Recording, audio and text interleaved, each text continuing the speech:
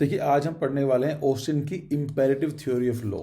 कभी कभी क्या होता है कि आपको पूछ लिया जाएगा कि law is a command of sovereign. आपको समझना पड़ेगा, उसके बाद आपको एक्सप्लेन करने के लिए पूछा जा सकता है। कुछ मिलते जुलते जो सवाल पूछे जा सकते हैं, क्वेश्चन पूछे जा सकते हैं एग्जाम में, वो ये हैं। Law is a command of sovereign, ये डिस्कस करने के लिए जाएगा। Do you agree with the view that Australian definition of law is not suitable of the modern democratic state? तो ये पूछा जा सकता है कि जो डेफिनेशन दी है वो उसके हिसाब से आज जो मॉडर्न डेमोक्रेटिक स्टेट है उसके लिए सुटेबल नहीं है, जो कि रिटन कॉन्स्टिट्यूशन के पास होता है। या फिर ये पूछा जा सकता है critically explain the imperative theory of law, और कहाँ तक आप उसको अनएथिकल या इनएडिक्वेट समझते हैं। पूछा जा सकता है अगेन कि एक्सप्लेन ऑस्टिन एनालिटिकल पॉजिटिविज्म, ये एक छोटा टॉपिक बन सकता है। Define and explain law according to the Austin, तो हो सकता है कि लॉ बताइए भाई ऑस्टिन ने क्या समझाया उसको। Austin resolve every law into A command of the law giver, तो ऑस्टिन ने क्या करा है कि हर एक लॉ को दो बार डिवाइड कर दिया गया है। एक दे दिया है लॉ गिवर और दूसरा बोल दिया गया जो इम्पोजिशन की सिटीजन के लिए, and the sanction threaten in the event of disobedience. तो आपको बताना है कि do you agree with this view. तो इन क्वेश्चन सोल्व कर पाएंगे अगली 7-8 स्लाइड को देखने के बाद। डिस्कस कर लेते हैं कि क्या चीज़ है। देखिए, अगर हम बात करें कि लॉ एज ए कमांड, अगर की आइडिया के बारे में बात करें, जैसे मैंने डिस्कस किया था यहाँ से कि law is a command of sovereign, तो क्या मतलब है लॉ एज ए कमांड? जो कमांड की बात चली, कमांड समझते हैं। तो according to the John Austin, law is a command issued by the sovereign enforce by the sanctions, it is distinct from the morality and the ethics. समझते हैं क्या है वो। ये कह रहा है कि एक हो गया लॉ मेकर, सिंपल लैंग्वेज समझ लेते हैं कि ये लॉ मेकर्स हैं, ये कुछ लॉ बनाते हैं किनके लिए? बाकी लोगों के लिए, है ना। कि law is a command issued by the sovereign, इसका नाम दिया है उन्होंने सोवरेन। किनके लिए बनाए हैं? आम सिटीजन्स के लिए।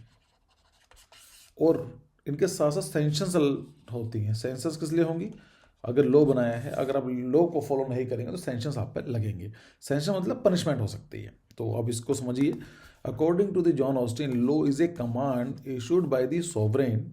सोवरेन एक्चुअली क्या है? लॉ में जो डेफिनेशन है, सोवरेन का मतलब होता है कि इंडिपेंडेंट, मतलब उसके ऊपर कोई भी अपना जो डिसीजन है ना थोप पाए। लाइक आई एम सॉवरेन का मतलब क्या है कि जो मेरे डिसीजन है उसमें किसी भी इंटरफेयर नहीं करेगा कोई, ना तो इंटरनली या फिर ना एक्सटर्नली। जैसे इंडिया को ऐसा बोला था, इंडिया इज सॉवरेन स्टेट, तो इंडिया फ्री है अपने डिसीजन लेने के लिए, चाहे इंटरनल हो या एक्सटर्नल डिसीजन हो। So enforce by the sanctions, it is distinct from the morality and the ethics. ये मोरालिटी और एथिक्स से अलग अलग हैं। एथिक्स और मोरालिटी कुछ और हो सकती है, बट जो लॉज बनाए गए हैं according to the definition by the John Austin, ये अलग हैं। Law is a rule laid down for the guidance of an intelligent being by an intelligent being having power over him। मतलब यही है कि इंटेलिजेंट बीइंग यहाँ पर है बहुत सारे, और एक इंटेलिजेंट बीइंग यहाँ पर है, ये इनके लिए लॉ बनाएगा कि, है ना। द लॉ इज रूल, जो लॉ क्या है? रूल बनाए गए lay down by the guidance, down for the guidance of an intelligent being, guide करने के लिए, बाय एन इंटेलिजेंट बीइंग, किनके लिए? एक समझदार आदमी के द्वारा, जिसके पास ये पावर है। Being having power over them, power है वही बना सकता है। अब ये राजा हो सकता है, कोई और भी हो सकता है, कोई प्रॉब्लम नहीं है इस चीज़ में। ऑस्टिन ने क्या करा है? लॉ को दो पार्ट में डिवाइड कर दिया है। लॉ को दो पार्ट में डिवाइड किया गया है, और उसको बोला गया डिवीजन ऑफ लॉ। एक बोला गया लॉ प्रॉपरली सो कॉल्ड के नाम से है, और दूसरा बोला गया लॉ इम्प्रॉपरली सो कॉल्ड, जो प्रॉपर लॉज हैं या फिर जो इम्प्रॉपर्स हैं। ठीक है। According to the law properly so called, divine laws हैं, law set by the God, कुछ ऐसे हैं जो भगवान ने बनाए हैं, डिवाइन लॉज बोलते हैं उनको। फिर होते हैं ह्यूमन लॉज, होते हैं मतलब law set by man for the man, जो इंसानों ने इंसानों के लिए ही बनाए हैं।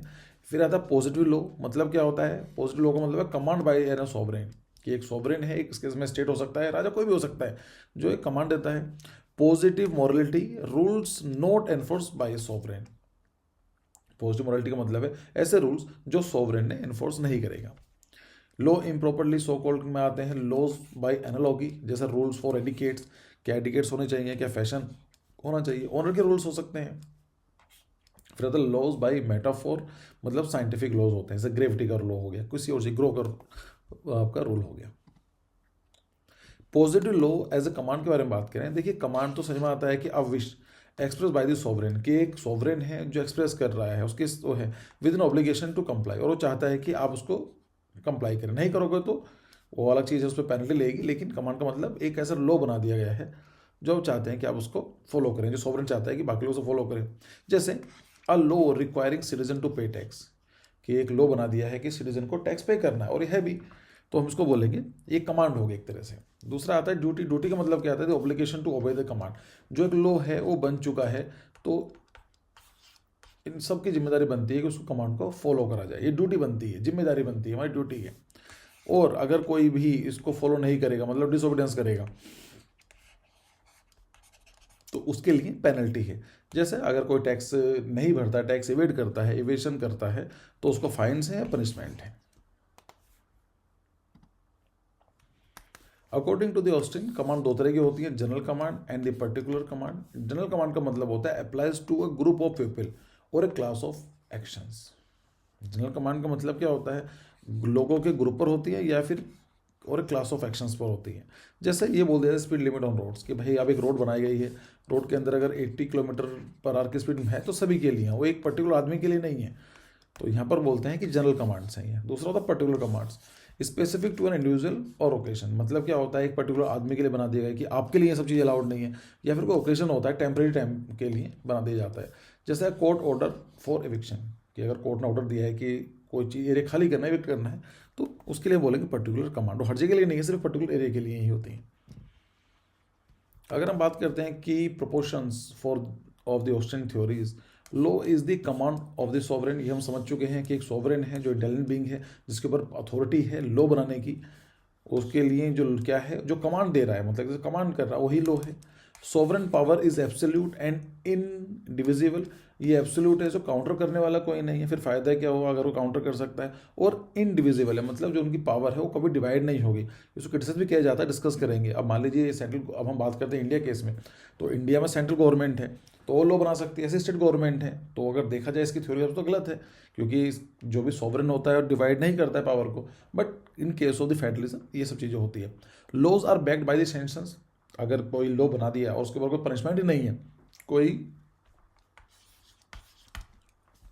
सैंक्शंस ही नहीं है या कोई फोर्स ही नहीं है, तो कोई कोई फॉलो करेगा। इसलिए आप देखेंगे कि लॉ के ऊपर हमेशा उसके ऊपर फोर्स ये लगी होती हैं, पनिशमेंट सैंक्शंस ये लगे होते हैं।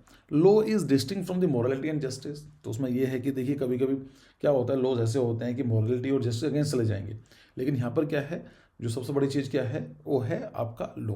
जो कमांड दी गई है वो मोरालिटी और जस्टिस के अगेंस्ट भी हो सकते हैं। दोनों अलग अलग चीज़ें हैं according to the Austin. Sovereign is above the law. दूसरा ये आता है कि सोवरेन से ही लॉ निकला है, मतलब सोवरेन ने कमांड दी है, इसको लॉ बोला गया है। अब सोवरेन चाहे तो अपनी मर्जी से चेंज कर सकता है, तो लॉ से ऊपर सोवरेन नहीं है, सोवरेन सबसे ऊपर है। अगर हम बात करते हैं क्रिटिसिज्म के लिए कि ऑस्टिन की क्रिटिसिज्म क्या है, तो sovereign is not the only source of law. अगर हम बात करते हैं कि अकॉर्डिंग टू द ऑस्टिन की जो सोवरेन है वही आपके लिए कमांड देगा, जिसको हम लॉ बोलेंगे, राइट। लेकिन यहाँ पर क्या है कि ऐसा नहीं है कि sovereign is the only source of the law. जैसे कस्टम्स हो सकते हैं, हमारे कोई तौर तरीका हो सकता है, रिलीजन हो सकता है, और मोरालिटी हो सकती है, जो हमारे जो लॉज हैं उनको इन्फ्लुएंस करती है। जैसे हम बात करें हिंदू एंड इस्लामिक जो लॉज हैं वो बहुत पहले से रहे हैं। स्टेट तो बहुत बाद में आया है, उससे पहले ही हिंदुस्तान जो है मनुस्मृति या इस्लामिक जो लॉज होते हैं, शरिया लॉ है, ये तो बहुत पहले से है। इवन जो स्टेट तो था ही नहीं, तो आप कैसे बोल सकते हैं। दूसरा होता है कि law is older than the state. Primitive societies में कस्टम्स होते हैं, तो जो कस्टम्स हैं वो सोसाइटी में काम करते हैं, वहाँ तो स्टेट कॉन्सेप्ट ही नहीं है। अगर उन्हें कोई प्रॉब्लम होती है तो ट्रैवल कस्टम्स गवर्निंग डिस्प्यूट्स अपने आप ही डिस्प्यूट कंप्लीट कर लेते हैं without any formal legal system. Even khap panchayat नाम सुना होगा आपने, वो भी कर लेते हैं। So ignores ethical and moral principles. Austin emphasize physical force ignoring the moral obligation to obey laws. कई बार ऐसा होता है कि उन्होंने बोला है कि आपको अगर पनिशमेंट को नहीं, अगर आप कोई लॉ को फॉलो नहीं करेंगे, डिसोबीडियंस करेंगे, तो आपको पनिशमेंट मिलेगी, ठीक है, जिनको बोला है सैंक्शंस। लेकिन यहाँ पर वो बात की जाती है क्रिटिसिज्म कि ऐसा नहीं है। ऐसे बहुत सारे लोग हैं जो पनिशमेंट से बचने के लिए इन लोगों को फॉलो करते हैं। मतलब कई बार ऐसा भी तो होता है कि हम लोग पनिशमेंट से बचने के लिए लोगों को फॉलो करते हैं, बट मोस्ट ऑफ टाइम तो ऐसा नहीं होता, पनिशमेंट से बचने के लिए खुद ही करते हैं। मतलब people often obvious laws because they believe they are just, not out of fear of the punishment. कई बार ऐसा भी होता है कि कोई आपको नहीं देखेगा लेकिन आप तब भी गलत काम नहीं करते हैं, तो देखा जाए तो वहाँ पर गलत काम करना चाहिए क्योंकि वहाँ तो पनिशमेंट है ही नहीं, लेकिन फिर भी हमारा एक अलग फोर्स होती है जो उसको काम करने से रोकती है, हमें लगता है कि जस्ट है और करना ही चाहिए।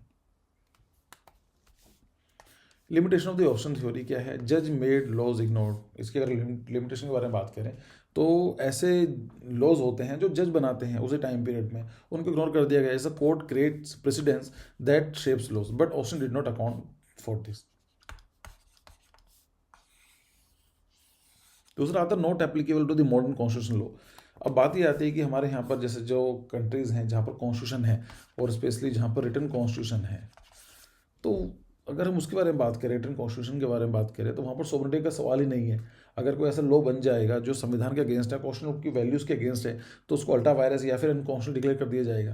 तो यहाँ पर तो जो बात की जाती है कि सॉवरेन सबसे ऊपर आना चाहिए, वो यहाँ नहीं है।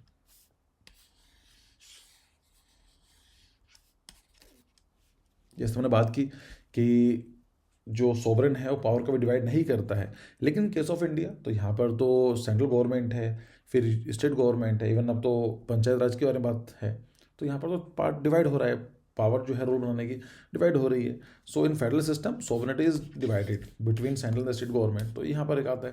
फिर होता है एक्सक्लूड इंटरनेशनल लॉज। तो ऐसे बहुत सारे लॉज होते हैं जो किसी पर्टिकुलर कंट्री ने नहीं बनाए हैं बट इंटरनेशनल एक्सेप्ट किया गया है, तो उनको फॉलो करना होता है। अगर हम बात करते हैं एग्जाम्पल कॉन्ट्राडिक्टिंग ऑप्शन थ्योरी, एक होता है permissible laws, law allowing certain action do not impose a command. ऐसे बहुत सारी चीज़ें होती हैं जो अलाउड करते हैं काम करने के लिए, जैसे laws allowing certain actions like के voting right for the graduate. अगर मान लीजिए ऐसे बहुत सारे लॉज होते हैं जो दे दिए कर रहे, मतलब करो तो ठीक है, नहीं कराओगे तो कोई ज़रूरी नहीं है, इट्स ऑप्शनल। फॉर एग्जांपल जैसे दिया जा गया है कि वोट करने का अधिकार है आपको, 18 साल से ऊपर का वोट करने का अधिकार है, लेकिन ये करने का अधिकार है, कोई आप उसको यूज़ करो मत करो अलग पॉइंट है। कोई एस्प्लाइन है, आपने वोट नहीं दिया है, ये कोई ड्यूटी बनती है वाली बात सही है, लेकिन आपको पनिशमेंट तो नहीं है इसके ऊपर। तो laws allowing certain action do not impose a command, इसको बोलते हैं परमिसिबल लॉज होते हैं। कॉन्ट्राडिक्टरी के अंदर आते हैं customaries laws, like customary practices often form the basis of laws without command from a sovereign. मतलब ऐसे बहुत सारे प्रैक्टिसेस होते हैं जो सॉवरेन ने लॉ तो नहीं बनाया बट फिर भी लोग फॉलो कर रहे हैं, जो एक तरह से ट्रेडिशन है अपने यहाँ पर या फिर एक परंपरा है जो चलती हुई आई है, ऐसा होता है। फिर constitutional laws, these define and limit the power of the sovereign. जैसे मैंने बात की इंडिया केस के अंदर पार्लियामेंट लॉ बना सकता है, लेकिन अगर जो लॉ बनाया है, ये हम बात करें कमांड की, जो है वो अगर अगेंस्ट है with the spirit of the constitution, तो इसको नल एंड वॉइड या फिर अनकॉन्स्टिट्यूशनल डिक्लेयर किया जा सकता है। हम देख लेते हैं रिलेवेंस क्या है ऑप्शन थ्योरी की।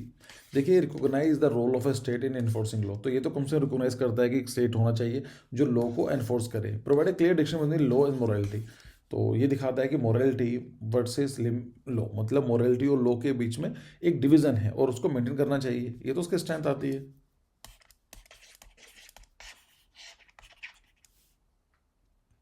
अब आता है limitations, incapable of modern democratic state with written constitution divides power. तो वही वाली बात आती है कि यहाँ तो लिखा हुआ संविधान है, उसके अगेंस्ट तो सॉवरेन भी नहीं जा सकता है, ना ही लॉ मेकिंग बॉडी उसके अगेंस्ट जा सकती है। और जो हम बात की कि इनडिवाइडेड होता है, नहीं ऐसा नहीं है, यहाँ पर तो फिर फेल हो गया। यहाँ तो पावर डिवाइड की जाती है, सेंट्रल गवर्नमेंट के साथ यूनियन गवर्नमेंट, यूनियन के साथ जो होती है डिस्ट्रिक्ट गवर्नमेंट जो होती है उनको डिवाइड की जाती है। Fail to address the dynamic and evolving nature of the law in society, तो यही है कि कहीं ना कहीं जो सोसाइटी की जो नीड्स हैं वो चेंज हो रही हैं, उनके हिसाब से ये डायनामिक है और उसमें फेल होता नजर आ रहा है। मॉडर्न पर्सपेक्टिव बात करें, law is not merely A command but A product of the societal consensus reflecting justice, equality and ethics. तो अब ये बात करें कि इन्होंने बहुत सिंपल बोल दिया कि लॉ इज़ अ कमांड, कि एक तरह से सोवरेन ने कमांड दिया है और उसको हम लॉ बोल दिया, बट ऐसा नहीं है। ऐसे बहुत सारी चीज़ें होती हैं जो हमारे जो आज के टाइम बात करें तो जो लॉ बनाए जाते हैं सोसाइटल कंसेंसस बनते हैं कि समाज चाहता है ऐसे लॉ बनाए जाएं। तो ये कमांड ऐसा नहीं है कि उन्होंने बोल दी है, कोई एक बड़े पावर में अथॉरिटी बैठा हुआ है उसने बोल दिया, नहीं, यहाँ पर डिमांड चलती है खासकर मॉडर्न सोसाइटीज़ के अंदर। मॉडर्न में क्या है एक्चुअली, मॉडर्न जो हम बात करें डेमोक्रेटिक स्टेट्स में क्या है, डेमोक्रेटिक में वही जो चीज़ है ना, जो डेमोक्रेसी आम जनता चाहती है वो अपने रिप्रेजेंटेटिव चूज़ करती है, उनके लॉ बनाते हैं। तो फिर हम कैसे बोल सकते हैं कि इन्होंने लॉ बनाया उनके लिए। जो तो आज की सोसाइटी की बात करें तो जस्टिस, इथिक्स और मॉरल इक्वालिटी को प्रमोट करते हैं। तो कहीं ना कहीं ये जो कॉन्सेप्ट है आउटडेटेड या फिर पुराना नज़र आता है। सो आई होप थोड़ा सा आइडिया लगा होगा ऑस्टिन थ्योरी की रिलेवेंस में, या फिर हम बात करें कि जो law is a command of sovereign, या फिर ऑस्टिन एनालिटिकल पॉजिटिविज्म, या फिर इम्पेरेटिव थ्योरी ऑफ लॉ समझ में आई होगी। अच्छा लगा हो तो वीडियो को लाइक कीजिए, शेयर कीजिए, और ऐसी वीडियो के लिए बने रहिए। Bye bye.